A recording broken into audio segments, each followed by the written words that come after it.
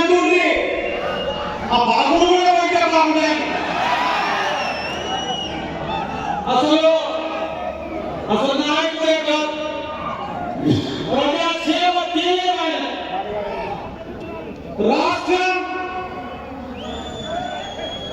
ఎన్ని జిల్లాలు ఉన్నాయి, ఎక్కడి నుంచి ఈ రాష్ట్రం మొదలై ఎక్కడి వరకు పోతుంది, ప్రజలకు ఏం కావాలి అన్న విషయాలు తెలియనటువంటి ఒక మూర్ఖుడు వైఎస్ రాజశేఖర రెడ్డి కొడుకని ఓటు వేశారు. నాకు తెలిసి చెప్తున్నా,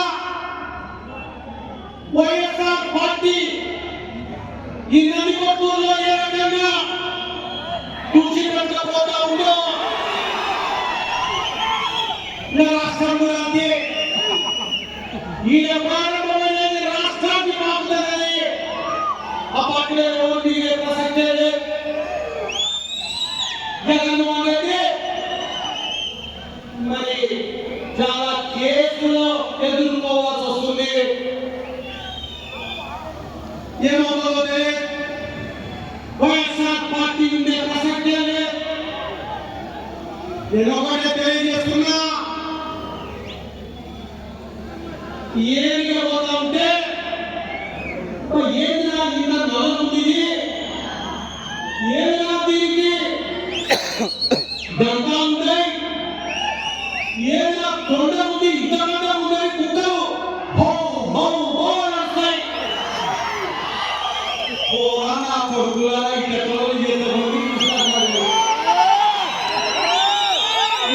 గట్టి కుక్కలు ఎంతమంది చూశారు?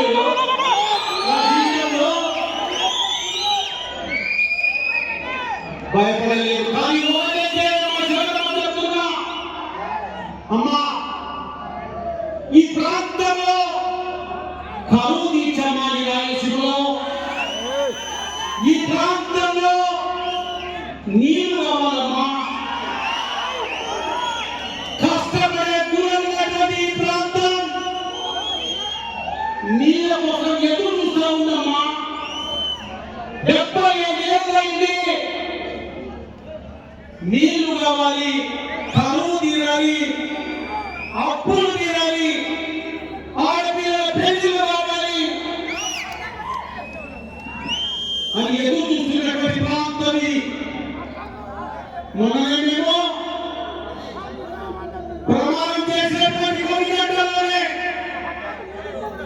నరేంద్ర మోడీ గారు అపాయింట్మెంట్ ఇచ్చారు. అక్కడ కూడా తెలియజేసింది శబరమ్మ, ఈ రాయలసీమ ప్రాంతం పక్కనే నీళ్ళు పోతున్నా నీళ్ళు అందడం లేదని అన్ని విన్నా ఆర్డర్ ఇచ్చారు. అదే రకంగా శ్రీశైలానికి రాష్ట్రపతి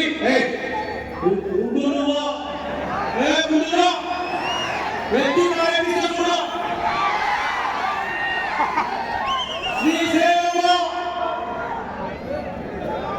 రాష్ట్రపతి ముర్ము గారిని శ్రీశైలానికి ఆహ్వానించారు. శ్రీశైలానికి రాష్ట్రపతిగా నా కొడుకులారా, మేము